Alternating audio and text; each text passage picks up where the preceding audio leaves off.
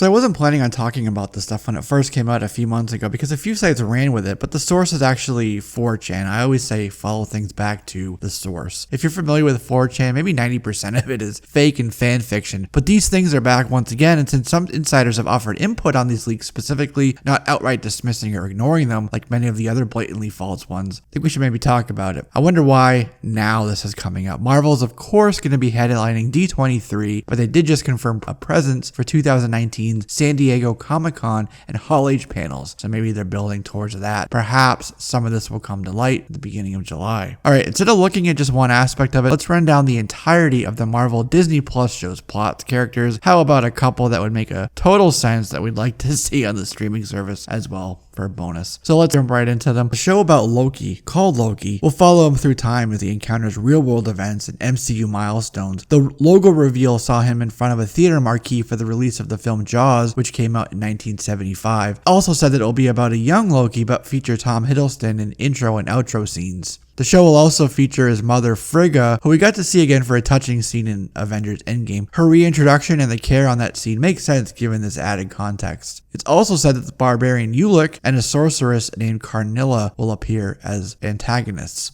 Also, here's the confirmed logo. Here's what we think will happen with Falcon and Winter Soldier. So at the end of Avengers Endgame, old Steve Rogers gave Sam Wilson his shield, but will he become Captain America? He didn't say so then. What will he do with it during the Disney Plus show? In broad brushstrokes, the plot is basically this. So shield recruits Falcon and Winter Soldier to go up against this terrorist organization that's threatening the United Nations. shield also recruits this guy named Johnny Walker, but Johnny Walker goes crazy and they have to take him down too. So Sam gets the shield from Steve. Shield needs this new super soldier. Sam turns it down and it goes to Johnny. Johnny goes bananas and Sam ends up as Cap anyway. Seems to flow and match up with our speculation. Okay, so this is what the leak said about the plot. Unlike Loki and Vision and Scarlet Witch, which were relatively self-contained, Falcon and the Winter Soldier will be deeply ingrained in the events of Phase 4 and feature Falcon and Cap being recruited by S.H.I.E.L.D. to prevent anarchist group Ultimatum from enforcing a secret plan developed by Hydra to destroy the United Nations. The duo must also deal with Johnny Walker, a soldier recruited by the US government to become the new Captain America, who slowly goes insane and becomes a threat. The project is described as a spy thriller with lots of twists and turns, and it relies heavily on Falky and Bucky's dynamic in the same vein as Lethal Weapon or 48 Hours. Emily Van Camp Sharon Carter will be the team's contact with S.H.I.E.L.D., and Sam Jackson will make appearances as Nick Fury. Bill Hurt is also in talks to appear as Secretary Thaddeus Ross.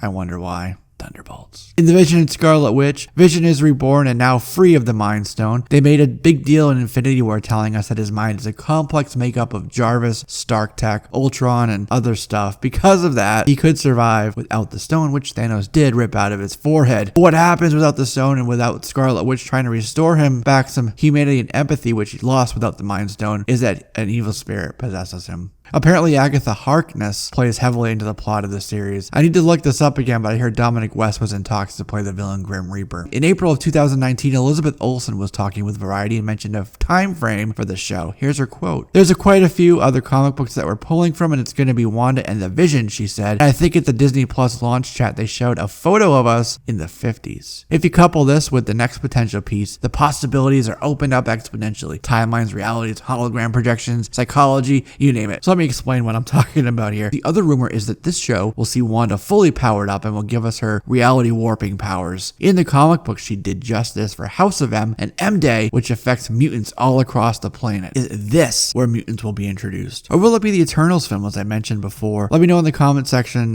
what you think below. But remember, Kevin Feige did say all these shows are connected to the MCU and affect the overall plot they're telling. There's a story in comic books about how Wanda and her brother were experimented upon by a villain named the High Evolutionary. Now, H.E. will appear in Guardians 3 in 2021 as a father figure to Rocket Raccoon and others like Adam Warlock, Beta Ray Bill. Again, timelines match up with the films and the release dates of the shows. Also, she had a son named Billy, Wiccan from Young Avengers. Kind of. It's a weird thing that involved magic and the demon Mephisto, and you should read it. It's actually a pretty fun story. So the Hawkeye show will be about how Kate Bishop has been running around claiming to be Hawkeye, but she gets caught up with some baddies. That's when Hawkeye has to step in to help her and become her mentor. Also, Hawkeye's brother named Barney Barton is to feature as the villain Trickshot. So the What If series will revisit periods in the MCU timeline and ask what if, such as what if Peggy Carter got the super soldier serum? Something like this would be a nice bolster to her potential appearance in Falcon and Winter Soldier. Although this show is animated, it still counts. There's also a rumor that a show focused on Lady Sif is in development, with Jamie Alexander set to return. Enchantress and Beta Ray Bill might also appear in that. So some crossover things happening with Odin and Loki and the Guardians 3 cast. And I'm fairly confident that we will see Bill in Guardians 3, and a 2020 release date would pair up nicely with these two. Remember I mentioned Billy, aka Wiccan from Young Avengers? Disney Plus would be a perfect place for Young Avengers series. With the younger cast and the seemingly younger demographic targeted for the streaming platform, it'd make sense for it to land there. The film slate is incredibly full, and the Hulu slate is full of edgy, more adult-themed content. So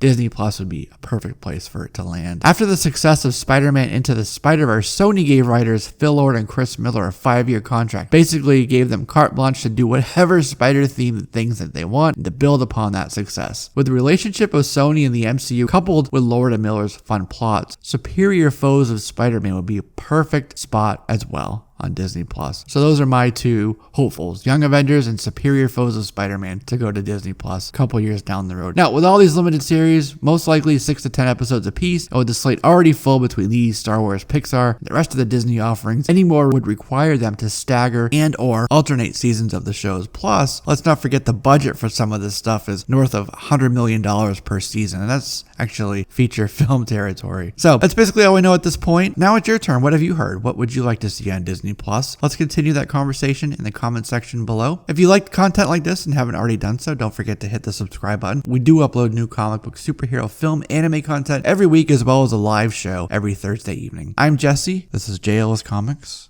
and I'll see you soon.